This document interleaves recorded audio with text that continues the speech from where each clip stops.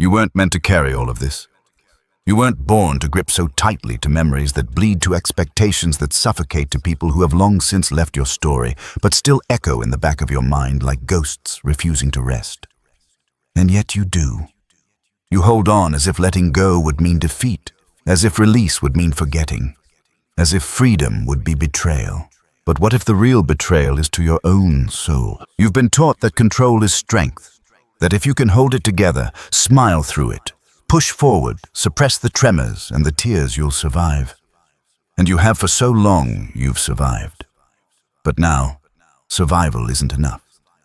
Because deep inside, there's a quiet knowing you were meant for more than endurance. You were meant to feel alive. There is a truth most people never speak aloud, that letting go feels like dying. Not a physical death, but the death of identity, of certainty, of the version of yourself that was built to cope, to adapt, to win love through perfection or pain. And yet that death is sacred, because it makes room for something deeper, something real. Carl Jung once said, "Until you make the unconscious conscious, it will direct your life, and you will call it fate." And what is the unconscious, if not everything you refuse to let go of? Every image you've projected onto others, every wound you've buried under achievement, every fear dressed up as control.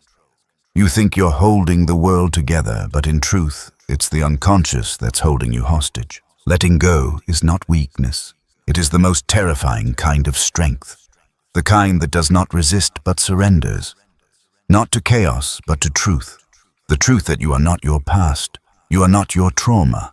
You are not the mask you've worn for so long that you forgot there was a face beneath it. You are not the approval you chase or the love you never received.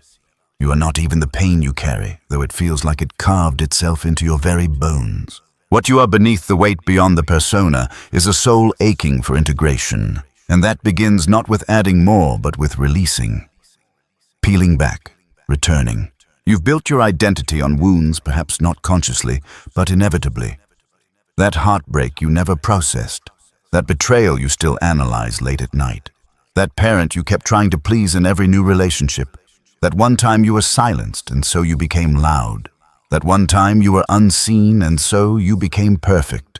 These moments didn't just hurt, they shaped you. And then they hardened you. And now you call the shell your skin. But the real you is not hiding, it's waiting.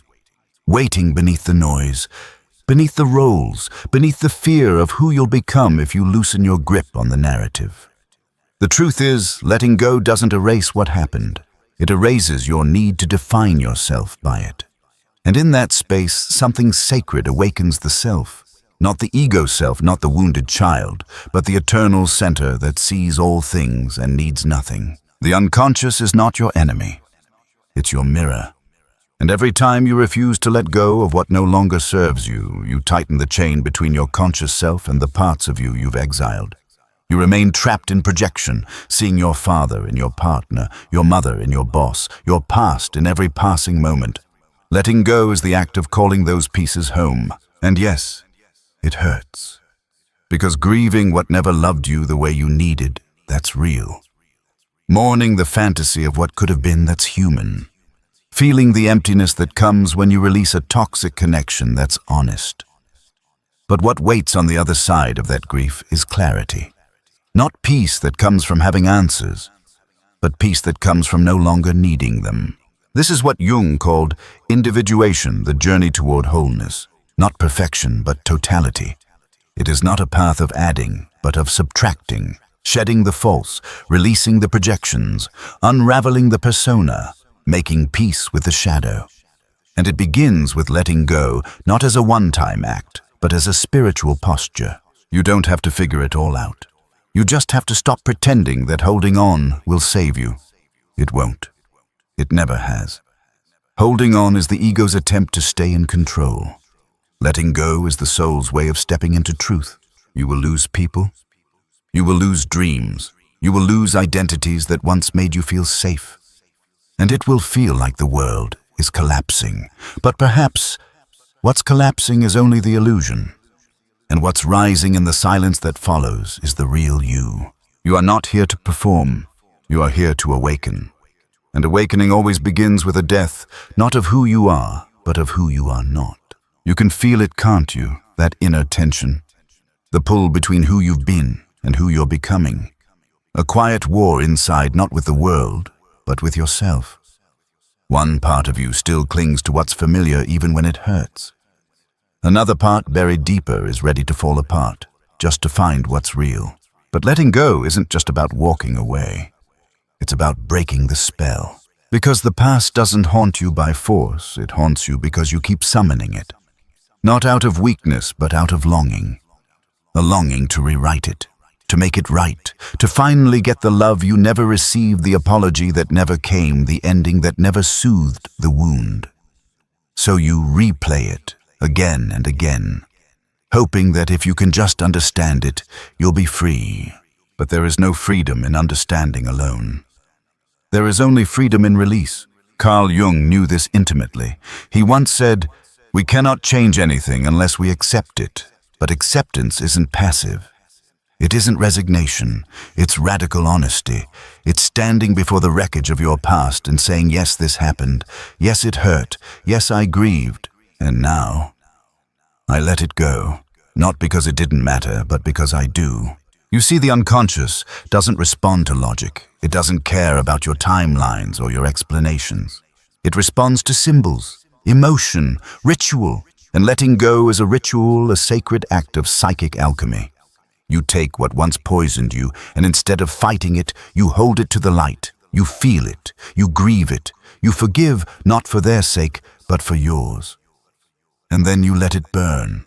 You have to be brave enough to let the version of you that clung to that pain dissolve. That's what no one tells you. Letting go is not just about what you release. It's about who you become when you stop defining yourself by the wound. There is a mythic transformation that takes place in this process, what Jung might describe as the descent into the underworld of the psyche. It's not glamorous, it's not Instagrammable, it's raw, it's lonely, it's confusing. You start to question everything, your purpose, your beliefs, your relationships. It feels like losing your mind, but in truth, you are shedding the mind that was never yours to begin with. The borrowed voices, the inherited guilt, the silent shame, all of it dying. And in the ashes, something ancient rises. The self, not the self you show the world. Not the roles you play, but the timeless awareness behind it all, the soul that remembers who you were before the world told you who to be. But here's the paradox. The self can only emerge when the ego steps aside. And the ego doesn't go quietly. It resists. It bargains. It will offer you distractions, addictions, comfort in pain. It will say, hold on a little longer. Just stay numb. At least you're safe here. But you are not safe in the arms of your own illusion. Letting go is a confrontation with death. The death of identity, of certainty, of the scaffolding that held your emotional world together. And it is terrifying, because in that free fall you don't know what you'll become. You don't know what will remain. But that is the essence of transformation. You must die before you are reborn. You are not alone in this. Every soul who has ever awakened has passed through this fire. Jung called it the night sea journey, a symbolic plunge into the darkness of the unconscious, where the ego is dismantled and the soul is initiated. Not through power, not through knowledge, but through surrender. There is wisdom in the breaking. And yet, you keep asking, what if I let go and nothing comes to replace it? What if I lose everything? What if I never feel whole again? But the question is not, what will I lose if I let go? The question is, what have I already lost by holding on? How much life have you missed while rehearsing old pain? How much love have you rejected because you were still entangled in the past? How many times have you looked in the mirror and seen only your scars? Letting go is not about erasing your story. It's about writing the next chapter without letting the last one bleed into every page. It's about reclaiming your authorship, saying, yes, that happened, but I am not done. And in that choice, something sacred opens. A space where silence is no longer emptiness, but presence. Where loneliness becomes solitude, where grief becomes gratitude, where the pain becomes a portal, because everything you've clung to was once a lesson. even the heartbreak, even the betrayal, even the abandonment, especially the abandonment. Because what if life allowed them to leave so you could finally stop abandoning yourself? You keep searching for closure in others, but closure is not something they give. It's something you give yourself when you stop needing the past to make sense, when you stop needing them to understand, when you choose to return to yourself again and again until the longing quiets and the light returns. And it does return, slowly, then, suddenly, in a laugh that doesn't feel forced, in a morning that doesn't ache. In a moment where you no longer chase or resist, you simply are. Letting go is not an ending. It's a homecoming. The home you've been searching for was never in another person or a dream fulfilled or a future that fixes the past. The home has always been within you, but buried, forgotten, guarded behind walls built from fear and memory. Letting go is how you find the way back. You've mistaken pain for identity. You've worn it like armor, thinking it protects you from being hurt again. But pain cannot be armor. It becomes a cage. A prison lined with memories, interpretations you took as truth when you were too young to know they were not. Someone left, and you believed it meant you were unlovable. Someone failed you, and you decided you were not enough. The world was too loud, too cruel, and you made yourself small just to survive. You survived by clinging to roles, to achievements, to relationships that mirrored your wounds. But survival is not life. It is only the pause before resurrection. Jung saw the human soul as a battlefield between consciousness and the unconscious. The war is not fought through effort, but through awareness. Every time you let go of what no longer belongs, you reclaim a part of yourself lost in the unconscious. You become less of the persona and more of the self, but the persona fights back. It says, "This is who I am." It shows you all the ways your identity is entangled with performance, the way you smile to be liked, agree to be accepted, achieve to be worthy, hide to be safe. Letting go of the persona feels like stepping into nothingness, but the truth is, it's not nothing, it's possibility. Imagine who you would be without the guilt, without the shame, without the need to prove, without the story that says you're broken. Imagine what it would feel like to be still inside without a narrative looping in your mind telling you you're not there yet, not enough yet, not worthy yet. That stillness is your birthright. You don't earn it. You return to it when you let go. You may feel like you're losing parts of yourself, but you are only losing illusions. And illusions are heavy. They weigh down your breath, your steps, your soul. You weren't meant to carry them. There is a great forgetting that happens when you live from fear. You forget that you are not your mind. You are not your moods. You are not your wounds. You are not even your thoughts about yourself.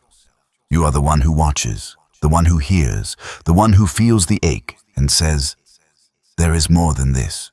You've tasted that truth before, in brief moments of presence, in glimpses during heartbreak, in the quiet after a storm. Moments when time stopped and something deeper opened. A soft knowing that what is real cannot be lost. That love is not something you must earn, but something you already are. But then the mind returns louder than before, demanding understanding, certainty, control. It says, "If you let go, you'll fall apart. If you stop trying, you'll be nothing." And so you keep fighting even when you're exhausted. You keep holding on even as your hands bleed. But falling apart is not the end. It is the beginning. You don't need to fix yourself. You need to unlearn everything that made you believe you were broken. The anxiety is not you, it's your nervous system remembering. The fear is not you, it's your body guarding what was once too much. The emptiness is not you. It's the space you've been too afraid to enter because it demands the death of everything you thought you were. Carl Jung wrote, "In each of us there is another whom we do not know. He speaks to us in dreams, and dreams are not distractions, they are messages from the unconscious. Symbols, whispers, warnings, invitations. Every dream is a door. And if you listen, if you let go of your need to interpret them through logic, you will hear the language of your soul calling you back to wholeness. This is not a path for the faint of heart. Letting go means facing the shadow or the parts of yourself you've denied, repressed, exiled. It's easy to talk about healing until the shadow shows its face, jealousy, rage, bitterness, grief. But these are not flaws. They are fragments, pieces of you that were cast out because they didn't fit the image you were taught to project. To let go is to call those parts home. To say, even you, especially you, come back.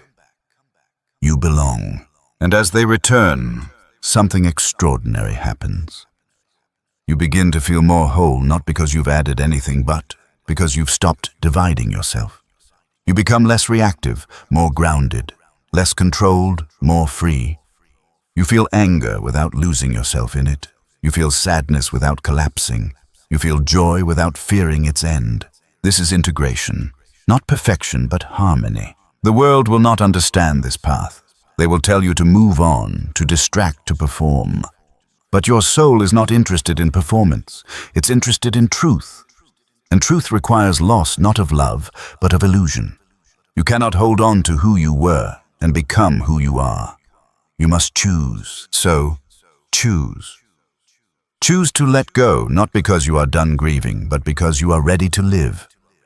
Choose to breathe without justification, to feel without apology, to exist without permission. Choose to stop waiting for someone else to make it okay. Choose to remember that you are the one you've been waiting for. Because the real you is not hidden in the past, not buried in the future, not trapped in another person's approval. The real you is here beneath the pain, beneath the fear, beneath the silence. And that you is ready. Ready to return, ready to rise, ready to let go. You've spent a lifetime gathering moments, memories, meanings, stitching them into a fragile sense of self. And now in this quiet reckoning you are being asked to ungather, to untangle the threads, to surrender the stories that once defined you but now confine you. This is the most sacred threshold, the choice to stop clinging to a self you never truly were. You feel the hesitation, the resistance. It's subtle at times, a tight breath, a glance backward, a fear disguised as logic. But the deeper truth whispers through the tension: you are not being destroyed. You are being emptied so that something new can enter. Not something outside of you, but something ancient within. Carl Jung spoke of the anima, an animus, the inner feminine and masculine that reside in every soul, yearning to unite. You've met them in dreams, in relationships, in longings you couldn't explain. The animus speaks in your rational mind, your will to shape the world. The anima whispers through your feelings, your intuitions, your capacity to surrender. To let go is to listen to both, not to divide yourself, but to bring the opposites into communion. And when they begin to speak not in conflict but in harmony, a door opens. You glimpse a wholeness that cannot be achieved through effort, only allowed through release. Letting go then is a sacred marriage, not between you and another, but within yourself. Between your strength and your softness. Between your control and your chaos. Between your mind that wants answers and your soul that craves presence. And yet even now, some part of you clings to the idea that healing should look like rising, that it should feel like clarity, like strength, like forward motion. But the truth is, sometimes healing looks like disorientation, like falling, like silence so vast, you question if anything exists beyond it. This is the liminal space, the in-between. No longer who you were, not yet who you are becoming. It is here that the ego dies and the self begins to breathe. You are not meant to rush through this. You are meant to dissolve into it. Because the more you resist, the more the old self tightens its grip. It fears its own death. But its death is your liberation. There is grief in this. Real, raw grief. For the dreams you let go of. For the love you gave that was never returned. For the versions of yourself you outgrew. Grief not because you failed, but because you dared to love, to hope, to try, and now you dare to let go. Grief is not the enemy of growth. It is the soil from which the soul blooms. So, feel it. Don't rationalize it. Don't rush it. Let it break you open. Because in that breaking your false identities dissolve. And in their absence the self, the one who has waited patiently beneath the performance, steps forward. But the self does not speak in language. It moves through symbols, through sensation, through dreams and sudden knowing. You do not control this emergence. You invite it by becoming empty enough to receive it. This is why letting go is a spiritual act. It is not passive. It is not a giving up. It is a conscious, courageous release of everything that is not true. And what remains is sacred. You are sacred. You may not feel that yet. You may still be tangled in judgment, in doubt, in the ache of unmet longing. That's okay. The process is not about feeling whole, it's about becoming honest. Honest enough to say, this is where I am, and I choose to stay awake. Because when you stay awake, something begins to shift. You notice the space between thoughts, the pause between breaths, the moments when you're no longer reacting, no longer performing, just present. That's where the soul speaks. And it doesn't speak in the voice of the world. It speaks in stillness, in truth that cannot be explained, only felt. Truth like you are not broken. You are becoming. Truth like the pain was never punishment, it was invitation. Truth like you are already home, even as you walk the path to remembering it. Jung once wrote, "The privilege of a lifetime is to become who you truly are. But to become who you are, you must release who you pretended to be.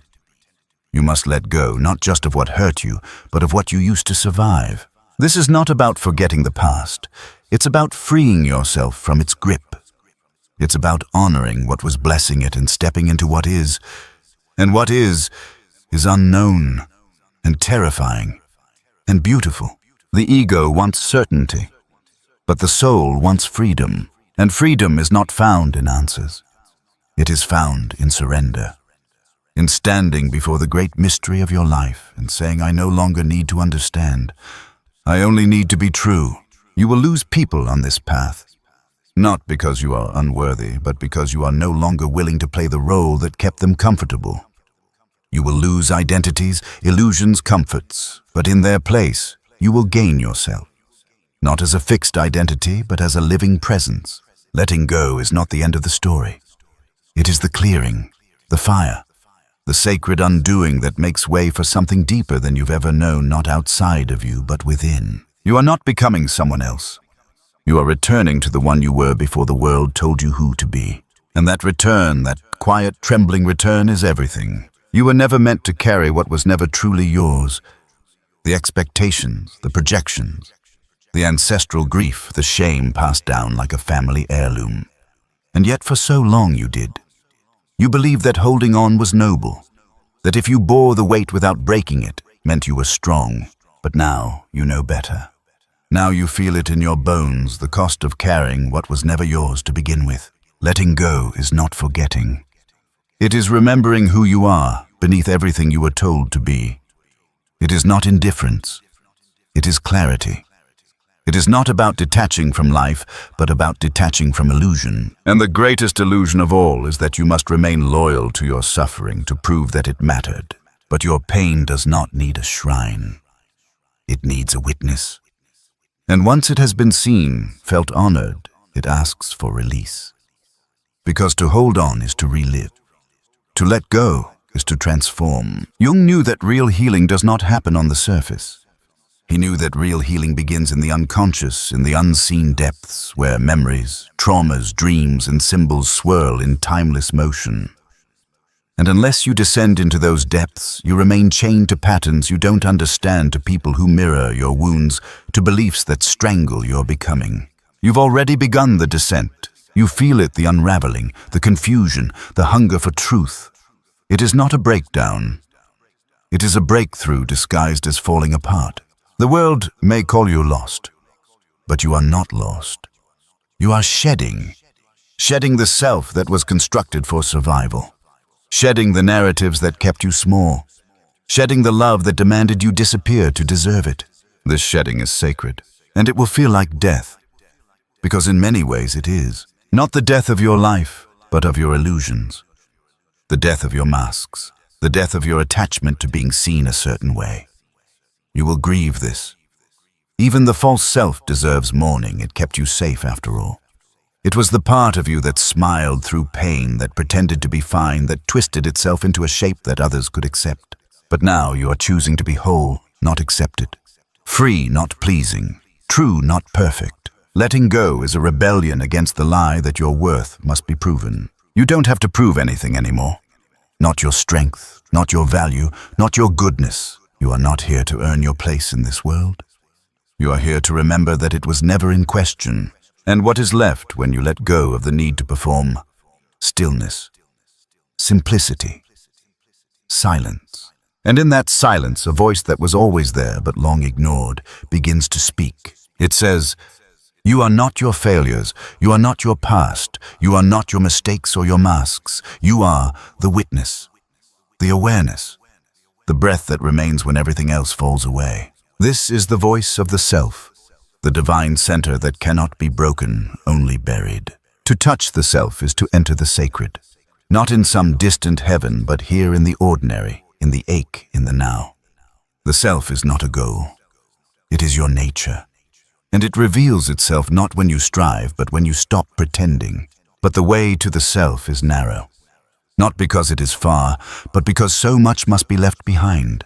Carl Jung once said, "Who looks outside dreams, who looks inside awakes." You have dreamed long enough. Now it is time to wake. To open your inner eyes and really see what you've been avoiding. Letting go isn't only about what's behind you. It's also about what you're now able to receive. When your hands are no longer clenched around pain, they open to possibility. When your heart is no longer barricaded, it begins to feel again, fully, deeply, vulnerably. When your mind is no longer obsessed with control, insight begins to flow. This is not spiritual bypassing. This is spiritual embodiment. It is not about ignoring the wound. It is about integrating it. Because once you've faced your own darkness, not with judgment, but with compassion, you no longer fear the dark in others. You no longer need to control, fix, or save anyone. You simply hold space as you've learned to do for yourself. And in that space, miracles happen. A new kind of love enters, one that is not needy or afraid or conditional. It is not about filling a void. It is about sharing an overflow. A love that does not say, "Complete me, but meet me." A new kind of strength emerges, not the strength to dominate, but the strength to be seen, to be vulnerable, to be honest. A strength rooted not in force, but in presence. A new kind of life begins, not a perfect life, but a conscious one. One where your wounds no longer define you, where your past no longer imprisons you, where your future is no longer a projection of old fear, but a canvas for new creation. But you must let go. Let go of the idea that healing must be beautiful. Let go of the belief that others must understand your journey. Let go of the story that says you are behind. You are not behind. You are right on time because you are here awake, willing to face what others spend their whole lives avoiding. And that is courage. Courage is not the absence of fear. It is what rises when you choose truth in the presence of fear. And what could be more courageous than choosing to let go of everything you thought you had to be? You've lived long enough in a world that rewards masks, the polished image, the practiced smile, the curated life. But the soul wants nothing to do with masks. It longs for what is raw, what is real, what is remembered beneath the surface of performance. Letting go is the soul's uprising, a quiet, radiant refusal to continue betraying yourself just to be understood by a world that never truly saw you. And when you choose to let go, truly let go, you don't become less. You become vast. You become the witness of your own rebirth. And that rebirth is not a single moment. It is not loud or dramatic. It unfolds in silence like petals opening to light that was always there, just waiting for the frost to melt. Letting go is how the melting begins. You may cry, you may laugh, you may feel nothing for a while, and then suddenly feel everything. That is not regression, that is resurrection. The soul does not heal in straight lines. It pulses, it spirals, it weaves. And every tear, every ache, every release is part of the great weaving. You have not failed. You are unraveling so you can be rewoven. You are not meant to hold together what wants to fall apart. You are meant to listen, to soften, to trust the deeper rhythm beneath appearances. The one that whispers, "This too is sacred." Carl Jung believed that the self is not just a psychological concept, but a spiritual truth. It is the center that holds all your opposites, the light and the shadow, the masculine and feminine, the chaos and the clarity. It is not something you become, it is what you remember. And it is through letting go that this memory returns. You let go of the war inside you. The war between who you think you should be and who you actually are. The war between your desire to be seen and your fear of being exposed. The war between your mind that demands order and your soul that craves mystery. You lay down your weapons. You stop resisting the flow. You stop clinging to the wound. And in the silence that follows, you hear it, the faint echo of your own essence whispering, "You've always been enough." This is the turning point. The sacred inversion, where grief gives way to gratitude, where emptiness becomes fullness, where surrender becomes power. You start to see with new eyes. Not eyes clouded by projection or trauma, but eyes made clean by acceptance. You see others not as enemies or saviors, but as mirrors. You see your past not as a curse, but as a classroom. You see yourself not as broken, but as blooming. This is the work of individuation, not to become someone else, but to integrate everything you are. To pull in the orphaned parts. To call back the lost voices. To gather your inner exiles and make a home for them within your own heart. You realize there is nothing wrong with you. There never was. There were just wounds that needed tending, patterns that needed unraveling, shadows that needed light. And you finally stopped running long enough to let the healing in. Jung once said, "One does not become enlightened by imagining figures of light, but by making the darkness conscious." And now you understand. Enlightenment is not escape, it is embodiment. It is seeing the darkness and saying, even here, "I choose love." You begin to live from that love. Not a sentimental love, but a fierce, anchored, authentic love for life, for truth, for yourself. And from that place, everything changes. Not overnight, not all at once, but steadily, honestly, naturally. You make decisions not from fear, but from alignment. You create not to be admired, but to express the self. You love not to be completed, but to share your wholeness. You no longer need to explain, justify, or prove. You simply are, and that is enough. You walk differently, slower, softer, with reverence.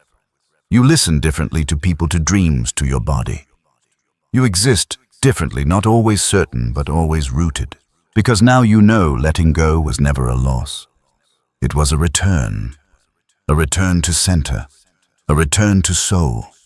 A return to the self that was never gone, only forgotten beneath layers of survival. Now, you remember, and in that remembering the world begins to shimmer again. Not because it changed, but because you did. The same sky now sacred, the same silence now holy, the same face in the mirror now beloved. You let go, and what remained was everything that ever mattered.